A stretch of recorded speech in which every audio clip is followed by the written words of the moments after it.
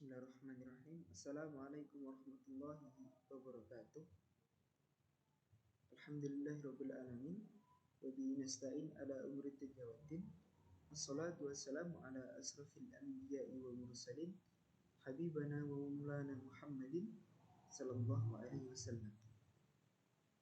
Pertama-tama marilah kita panjatkan puja dan puji syukur atas kehadirat Allah Subhanahu wa taala, yang mana atas limpahan taufik serta hidayahnya sehingga kita dapat berkumpul di sini dalam keadaan sehat walafiat. Kedua kalinya salawat serta salam semoga tetap tercurahkan kepada Nabi kita Nabi Muhammad sallallahu alaihi wasallam, yang mana telah membimbing kita dari zaman yang gelap gulita menuju zaman yang terang benderang, yaitu dinul Islam. Baik kawan-kawan yang berbahagia, izinkan saya selaku moderator dari kelompok 9 akan mempresentasikan hasil kerja, hasil diskusi kami yang bertema etika dalam kegiatan produksi dan kegiatan pemasaran.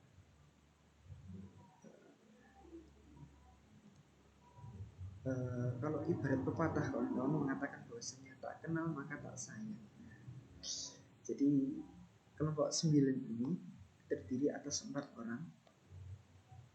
Yang pertama yaitu ada saya sendiri, Iki Saiko Bimaristani, dengan NPM 2112010385. Lalu ada Mas Renaldi Sori dengan NPM 2112010415. Lalu ada Mbak Risti Farida dengan NPM 2112010389. Lalu ada Mbak Dwi Endah dengan NPM 2112010396.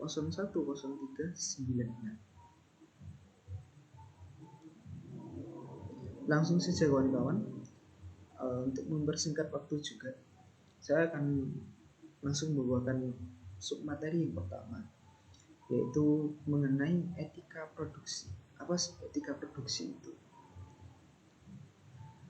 Etika produksi adalah seperangkat prinsip-prinsip dan nilai-nilai yang menegaskan tentang benar dan salahnya hal-hal yang dilakukan dalam proses produksi atau dalam proses penambahan nilai guna barang. Dalam proses produksi, sebuah produsen hakikatnya akan selalu berusaha untuk menekan biaya produksi dan berusaha untuk mendapatkan laba sebanyak-banyaknya. Kalau kita mengulik kawan-kawan, pengertian produksi ini apa sih? Pengertian produksi adalah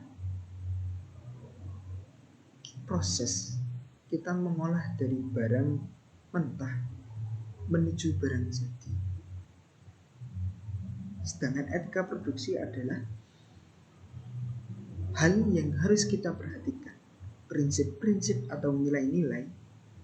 Kita bisa, kalau di masyarakat menyebutkan norma-norma seperti itu, kita bisa ibaratkan seperti itu.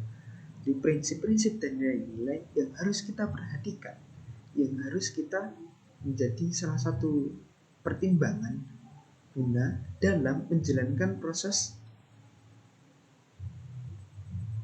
membuat barang mentah menjadi barang jadi ini tadi.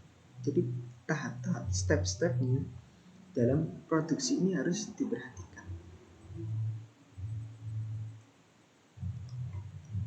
Lalu pentingnya etika produksi ini dalam sebuah perusahaan. Dalam proses produksi yang saya sebutkan di awal tadi, bahwasanya produsen selaku orang yang memproduksi akan cenderung untuk menekan biaya produksi dan berusaha untuk mendapatkan untung sebanyak-banyaknya, laba sebanyak-banyaknya. Karena kembali lagi, kalau kita mengulik namanya kita berjualan, maka hal yang pertama yang kita cari adalah keuntungan. Disinilah Kenapa kok banyak kan produsen ini lebih cenderung untuk menekan yang namanya biaya produksinya dan berusaha untuk mendapatkan laba sebanyak-banyaknya. Karena kembali lagi tujuan yang namanya ketika kita memproduksi sesuatu, kita berjualan, maka yang kita cari adalah keuntungan. Lalu pentingnya apa sih pentingnya etika produksi ini tadi? Etika produksi ini sangat penting karena menjadi titik penentu kelancaran antara bisnis, titik penentu kelancaran pebisnis antara produsen dan konsumen. Kelancaran bisnis antara produsen dan konsumen. Jadi dalam etika produksi ini sangat penting kawan-kawan, karena ini akan menentukan, banyak menentukan, akan mempengaruhi juga daya jual, semisal mempengaruhi daya jual atau mempengaruhi kepercayaan. Semisal gini, kalau kita mengibaratkan kita sedang berjualan, maka barang yang kita jual ini tadi itu rusak atau tidak sesuai sama harapan yang kita bayangkan. Ketika semisal kita membeli suatu barang, maka otomatis daya jualnya akan turun. Setelah itu juga kita akan kehilangan kepercayaan atas produk yang dijual ini tadi. Oleh karena itu, memang harus benar-benar diperhatikan ketika kita berbicara etika produksi ini tadi, karena akan sangat menentukan daya jual dan kepercayaan di masyarakat terkait barang yang kita jual. Mungkin selanjutnya akan disampaikan oleh teman saya. Baiklah, di sini saya akan menjelaskan pengertian etika pemasaran. Etika pemasaran adalah bagian dari norma moral atau perilaku yang secara umum diterima oleh suatu masyarakat atau kelompok dan yang mengatur aktivitas dan proses pemasaran. Pada konteks etika pemasaran, tidak hanya perusahaan-perusahaan besar yang mengatasi permasalahan etika. Bahkan pada bisnis keluarga kecil pun harus memiliki kebijakan yang konsisten untuk etika pemasaran.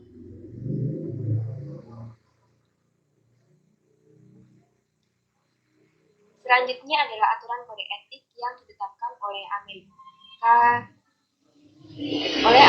Marketing Association atau AMA 2004 menetapkan aturan berikut dalam kode etiknya. Yang pertama adalah tanggung jawab manajer. Manajer harus menerima tanggung jawab atas konsekuensi aktivitas mereka dan berusaha untuk memastikan bahwa keputusan, rekomendasi, dan tindakan mereka ditunjukkan untuk mengidentifikasi, melayani, dan memuaskan semua audiens yang relevan, pelanggan, organisasi, dan masyarakat. Selanjutnya, kejujuran dan integritas. Manajer harus meningkatkan dan mengembangkan integritas, kehormatan, dan martabat profesinya. Yang ketiga, hak dan kewajiban dalam proses pertukaran komersial. Peserta akan menerima produk dan layanan yang aman dan memadai untuk penggunaan yang diperlukan. Komunikasi tentang produk dan layanan yang tidak menyesatkan.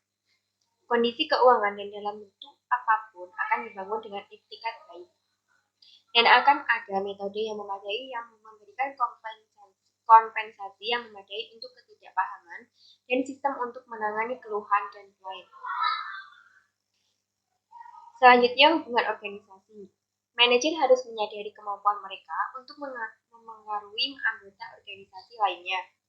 Dan oleh karena itu, mereka tidak boleh menuntut, mendorong, atau memerintahkan perilaku yang tidak etis. Ya, baik, saya akan menjelaskan presentasi dari teman saya tentang ruang lingkup etika pemasaran. Pemasaran menurut para ahli yaitu ruang lingkupnya terbatas pada bidang bisnis saja. Namun seiring dengan perkembangan zaman, aktivitas pemasaran tidak lagi sekedar beruang lingkup di bidang bisnis saja, tetapi jangkauannya telah melebar ke berbagai dimensi yang tak lain. Dewasa ini pemasaran tidak lagi dilakukan oleh korporat bisnis saja, tetapi organisasi-organisasi sosial kemasyarakatan atau departemen pemerintahan juga menggunakannya. Jadi, pemasaran tidak terbatas dalam dunia bisnis saja, tetapi mempunyai makna kemasyarakatan yang luas. Sebenarnya para pelaku pemasaran melaksanakan usaha pemasaran dari 6 jenis wujud, yaitu 1. Organisasi, 2. Pasar, 3. Produk, 4. Saluran distribusi, 5. Penentuan harga, 6. Promosi dan periklanan. Baik, presentasi selanjutnya akan dijelaskan oleh teman saya. Baik, saya akan melanjutkan presentasi dari rekan saya, yaitu hal-hal yang wajib diperhatikan dalam etika pemasaran dan produksi. Yang pertama, promosi etika dalam tahap perencanaan. Faktor yang paling penting dalam mempromosikan etika selama fase perencanaan mendefinisikan visi perusahaan. Contoh, semua kegiatan pemasaran IBM yang didukung oleh filosofi layanan pelanggan. Yang kedua ada mempromosikan etika dalam tahap implementasi. Tahap implementasi ini melibatkan penetapan strategi pemasaran dalam tindakan dengan menggunakan bauran pemasaran atau harga, promosi, produksi, dan pledge. Perusahaan juga harus menggunakan metode promosi yang menghindari iklan negatif dan mempromosikan kebenaran dan kejujuran tentang suatu produk tersebut. Yang ketiga, mempromosikan etika dalam tahap kontrol. Tahap akhir dari proses perencanaan pemasaran adalah untuk menetapkan target untuk memantau kemajuan. Salah satu metode untuk mempromosikan perilaku etika dalam tahap kontrol adalah untuk berhati-hati terhadap invasi privasi sementara mendapatkan data.